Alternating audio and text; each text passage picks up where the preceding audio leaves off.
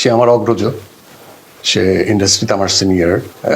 এবার বরবাদের চাপ না সামলাতে পেরে মেগাস্টার শাকিব খানের কাছে প্রকাশ্যে মাপ চাইলেন দাগি সিনেমার নায়ক আরফান নিশো।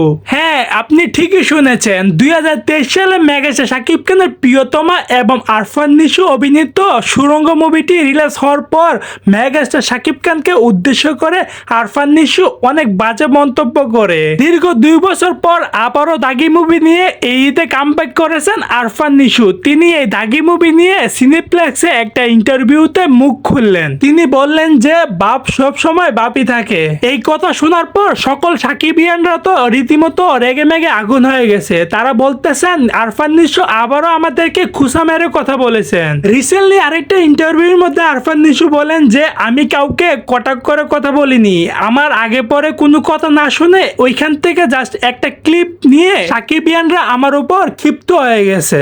তিনি আরো বলেন যে বরাবরের মতো শাকিব খান আমার একজন সিনিয়র পারসন, তাকে আমি বড় ভাই হিসেবে মানি। তো দর্শক, মেগাস্টার শাকিব খানের বরবাদ মুভিটি ভালো হয়েছে নাকি আরফান নিশোর দাগি মুভিটি ভালো হয়েছে, অবশ্যই মতামতটি কমেন্ট বক্সে জানাবেন। আজকের এই ভিডিওটি এই পর্যন্তই। চ্যানেলটি সাবস্ক্রাইব করে রাখবেন পরবর্তী ভিডিওর জন্য।